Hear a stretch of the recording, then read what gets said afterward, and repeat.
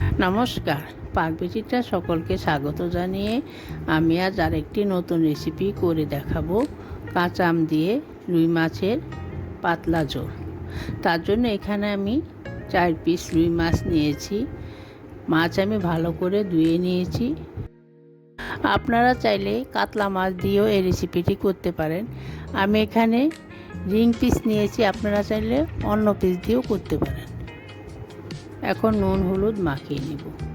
দিয়ে দিচ্ছি চা চামচের হাফ চামচ নুন, চা চামচের হাফ চামচ হলুদ গুঁড়ো।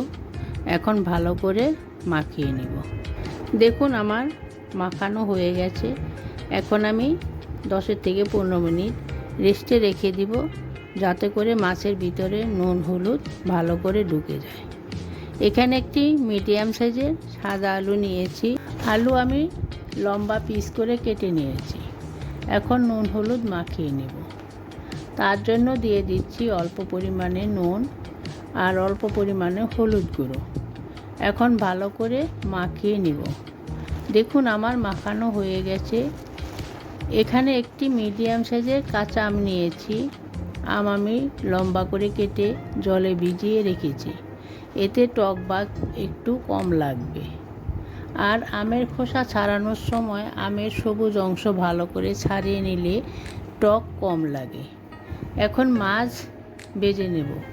তার জন্য গ্যাসে একটি কড়াই বসিয়ে সর্ষের তেল গরম করে নিয়েছি।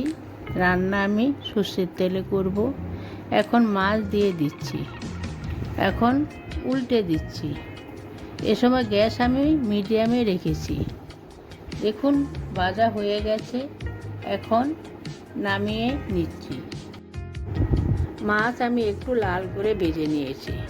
আপনারা আপনাদের পছন্দ মতো ভেজে নিতে পারেন। মাছ ভাজার তেলে আমি আলু ভেজে নিব। অনবরত নেড়েচেড়ে লাল করে আলু ভেজে নিয়েছি। এখন তুলে নেব। একই তেলে কাঁচা আম ভেজে নিব। দেখুন কাঁচা আম আমি 1 থেকে 1.5 মিনিট ভেজে নিয়েছি। তুলে নেব।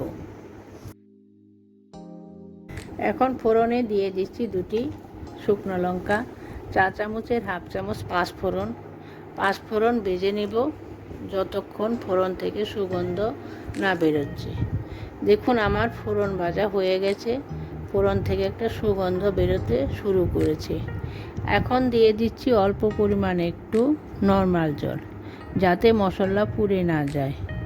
এখন দিয়ে দিচ্ছি চা চামচের হাফ চামচ হলুদ গুঁড়ো, 1 টেবিল চামচ জিরে গুঁড়ো, চা চামচের 1 চামচ ধনে গুঁড়ো, চা চামচের হাফ চামচ কাশ্মীরি লঙ্কার গুঁড়ো।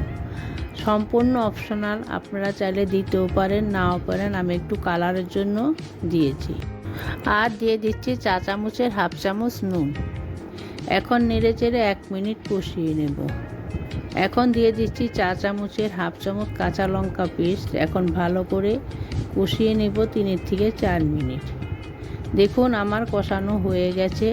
এখন দিয়ে দিচ্ছি আগে থেকে ভেজে রাখা আলু মশলার সঙ্গে নেড়েচেড়ে ঢাকা দিয়ে দিব 2 মিনিটের জন্য। এ সময় গ্যাস লোতে করে দেব।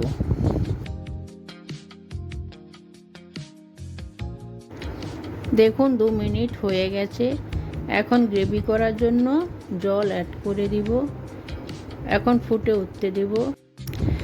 এ সময় গ্যাস মিডিয়ামে রেখেছি। আর দিয়ে দিচ্ছি চা চামচের হাফ চামচ চিনি। এখন গ্যাস লোতে রেখে ঢাকা দিয়ে 3 থেকে 4 মিনিট ফুটিয়ে নেব। চিনিটা আমি স্বাদটাকে ব্যালেন্স করার জন্য দিয়েছি। দিয়ে দিচ্ছি আগে থেকে ভেজে রাখা মাছ, আর দিচ্ছি ভেজে রাখা কাঁচা আম, আর দিচ্ছি কাঁচা পাকা 4টি কাঁচা লঙ্কা। এতে ফ্লেভার ভালো আসবে। 2 থেকে 3 মিনিট রান্না করে নেব।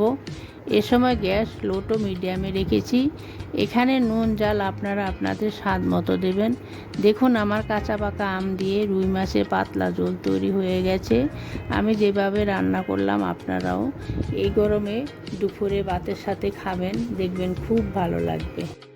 আমার চ্যানেলটি অবশ্যই সাবস্ক্রাইব করবেন, পাশে থাকবেন, ভিডিওটি দেখবেন। ধন্যবাদ। আমার রেসিপিটি কেমন লাগলো আমার কমেন্ট বক্সে অবশ্যই কমেন্ট করে জানাবেন।